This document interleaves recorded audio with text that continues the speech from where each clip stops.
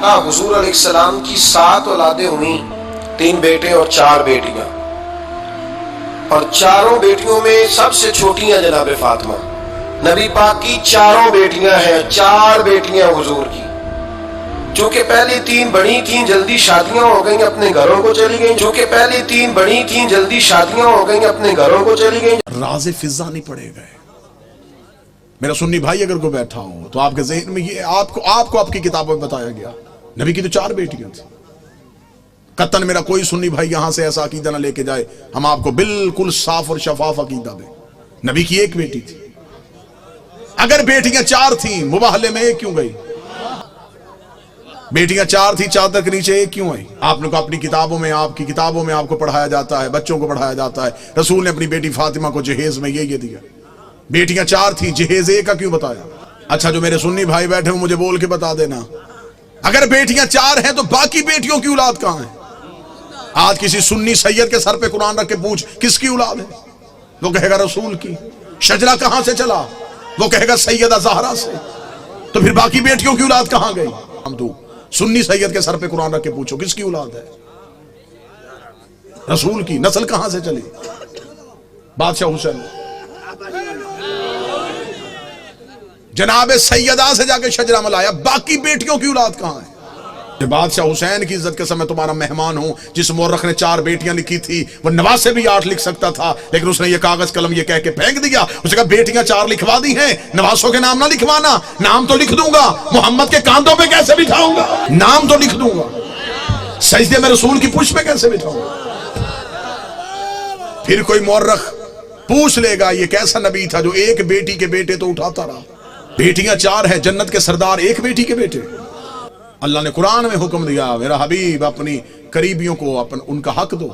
صحیح بخاری میں لکھا ہے کہ رسول نے اپنی بیٹی فاطمہ کو بلا کے جگیر فتق اس کے نام لکھی۔ بیٹیاں 4 تھیں، جگیر 1 کو کیوں دی؟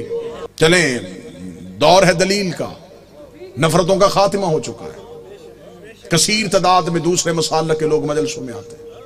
میں آپ کو بڑی محبت کے ساتھ پیغام دینا چاہوں، اگر آپ کہتے ہیں نبی کی بیٹیاں 4 ہیں، آج سے اسی لمحے سے ریسرچ شروع کیجئے گا، جا کے پوچھئے گا کسی بھی اپنے مرضی کے مولانا سے کہ جب ہمارے نبی کی شادی ہوئی تو عمر مبارک کتنی تھی؟ جتنے میرے سنی بھائی بیٹھے ہیں، نوٹ کر سکو نوٹ کرنا، بعد میں پوچھنا چاہو بعد میں پوچھنا، فون کر کے لکھوانا چاہو پوچھ لینا، شادی ہوئی نبی کی تو عمر مبارک کتنی تھی؟ 25 سال۔ اب آپ اپنے علماء سے پوچھئے گا نبی نے اعلان نبوت کب کیا تھا؟ وہ کہیں گے 40 سال کی عمر۔ 25 سال سے پہلے شادی ثابت نہیں۔ پھر آپ کی اپنی کتابوں میں لکھا، شیعہ کتابوں میں یہی لکھا کہ نبی کی شادی کے 4 سال تک نبی کے ہاں اولاد نہ ہوئی، 29 سال کی عمر میں پہنچ گئے رسول، اور پہلا بیٹا پیدا ہوا جس کا نام تھا قاسم، جس کی وجہ سے نبی کی کنیت مشہور ہے ابو القاسم۔ ٹھیک ہو گیا؟ پوری توجہ کے ساتھ سنیے گا، 25 سال سے پہلے شادی نہیں، 29 سال سے پہلے اولاد ثابت نہیں۔ پھر سنی عقیدے کے مطابق نبی نے 40 سال کی عمر میں اعلان نبوت کیا، شیعہ عقیدے کے مطابق 40 سال کے بعد اظہار کیا، نبی پہلے دن سے نبی تھے۔ میں دونوں عقیدے پڑھ رہا ہوں، سنی عقیدہ ہے 40 سال کے بعد بنی، ہمارا عقیدہ پہلے دن سے نبی تھے۔ چلے ٹھیک ہے، سنی بھائیوں کا عقیدہ 40 سال کے بعد اعلان نبوت کیا۔ پھر سنی کتابوں میں لکھا ہوا ہے کہ نبی نے اعلان نبوت سے 5 سال قبل اپنی 3 بیٹیوں کا عقد معاذ اللہ ثم معاذ اللہ خاک مدہن 3 مشرکوں سے کروایا ہوا تھا۔ جب آپ اپنے علماء سے دلیل پوچھیں گے تو وہ کہیں گے اس لیے کہ اس وقت وہ خود نبی نہیں تھے، نبی بنے 40 سال کے بعد، تو پھر ان مشرکوں کے گھروں سے بیٹیوں کو واپس بلا لیا۔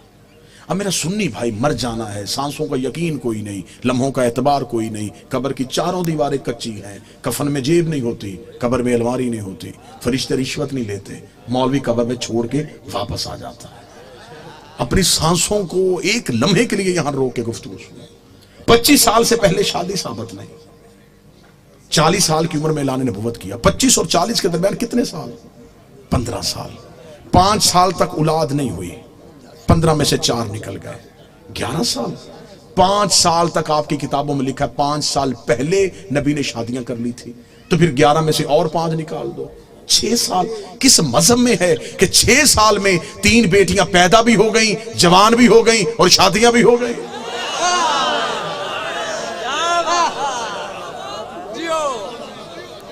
عمریں پوری کر کے دکھاؤ۔